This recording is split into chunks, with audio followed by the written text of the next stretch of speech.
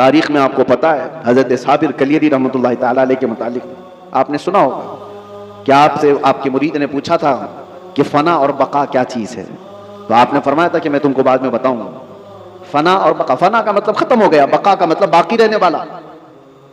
तो आपका इंतकाल हुआ, आपका गुस्ल कफन सब करके जनाजे के लिए रखा गया, तो कौन आगे बढ़े नमाज पढ़ाने के लिए? सफ़ें लगी हुई थी, हजारों की तादाद में लोग मौजूद थे। एक घुड़सवार आए, चेहरे पर कपड़ा पड़ा था, सीधे वो इमामत के आगे बढ़ गए, नमाज पढ़ा लिया। सारे लोग उनके पीछे नमाज भी पढ़ ली, किसी ने पूछा नहीं। और वो आए हुए बुजुर्ग नमाज जनाजा पढ़ा कर निकल रहे थे, तो उनके वो मुरीद खास जो साबिर कलेरी के थे, उन्होंने उनको पकड़ा और पूछा, आप कौन है? हमारे पीरो मुर्शिद की नमाज जनाजा पढ़ाने वाले आप कौन है? अचानक आए और पढ़ा कर जा रहे हैं। कपड़ा उन्होंने चेहरे से हटाया तो वो साबिर कलेरी ही थे, साबिर अलाउद्दीन कलेरी। हो सकता है आज के मॉडर्न जमाने में लोग इसको कहानी से ताबीर दें। आपने फरमाया, तुमने मुझसे सवाल किया था ना फना और बका क्या चीज है, वो जनाजे में जो है वो फना है, और ये तेरे सामने है ये बका। जिसने रूह की तरबियत की अपनी जिंदगी में, अल्लाह ताला मौत के बाद भी उसे तसर्रुफ अता करता है, उसे तसर्रुफ अता करता है। सही रिवायात में मौजूद है कि जिसने अपनी रूह को अल्लाह और उसके रसूल के हवाले किया, अल्लाह उसकी जिस्म की भी हिफाजत करता है, सिर्फ रूह की नहीं, जिस्म की भी। शुहदाए उहद के बारे में देखें, शुहदाए बद्र के बारे में, कि उनके जिस्म भी नहीं सड़े गले, कब्रों में बरसों तक इसी तरह से रहे। 1935 में इराक में बगदाद के दरिया दजला के किनारे दो सहाबा की कब्रें थी, हजरत हुज़ैफा बिन यमान, हजरत अब्दुल्लाह बिन जाबिर। उनकी कब्रों में पानी भर गया था तो कब्रें खोली गई थी। 1935 की बात कर रहा हूं। तकरीबन 1300 साल के बाद उनकी कब्रें खोली गई तो दोनों सहाबी जिस्मों के साथ सही सलामत आराम कर रहे थे। अखबार की कटिंग भी आज भी लगी हुई है, इराक में मौजूद है। 1935 बहुत दूर की बात नहीं कर रहा हूं, 100 साल नहीं गुजरे, अभी 90 साल पहले की बात। उनके जनाजे वहां से उठाए गए और बगदाद से 35 किलोमीटर दूर ले जाकर हजरत सलमान फारसी की कब्र के बगल में उन दोनों को दफन किया गया।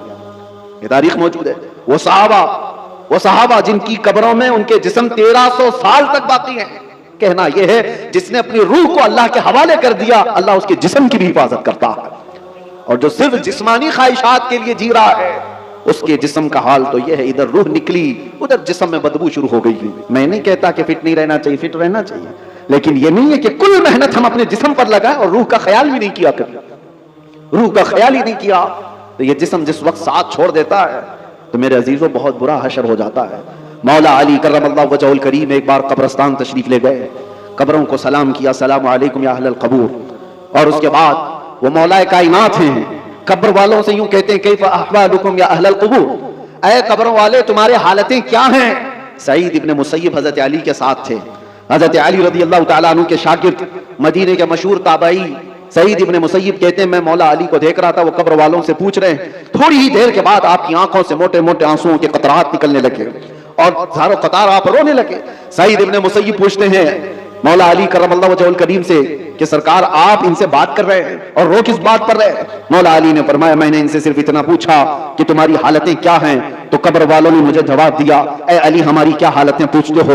उस चेहरे को रब तबारक व तआला ने बिच्छुओं की ग़िज़ा बना दिया है, जिसको हम सजाया करते थे। उन बालों को जिनमें हम कंघा करते थे, पीप निकल आया है, कीड़े खींच रहे हैं। हमारी उन आंखों को आज खीरा कर दिया गया है, इन आंखों को सियाह कर दिया गया है। हमारे वो बाजू जिस पर हमें बड़ा नाज था, हम आज हिला भी नहीं पाते और इनको बड़ी मजबूती के साथ तोड़ दिया गया है, खत्म कर दिया गया है। हज़रत अली करमल्लाहु वजहुल करीम सईद इब्ने मुसय्यब से कहते हैं, कब्र वालों के ये जवाब सुनकर बताओ क्या मैं मुस्कुरा सकता हूं, क्या मैं हंस सकता हूं?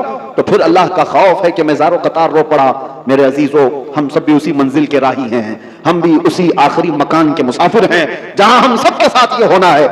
इसलिए जब तक रब तबारक व तआला ने हमारे जिस्म में रूह बाकी रखा है, इस रूह की तवज्जो करो, इसकी तरबियत करो, वरना वक्त गुजर जाने के बाद कुरान पाक में है, कई ऐसे लोग हैं जो कहते हैं रब तआला से, क्या कहते हैं? लौ कुन्ना नुरद्दु, ऐ अल्लाह अगर काश एक बार हमको तू लौटा दे, कुन्ना नअमल, हम बहुत अच्छा अमल करेंगे, अमलन सालिहा, हम नेक बन करके आएंगे।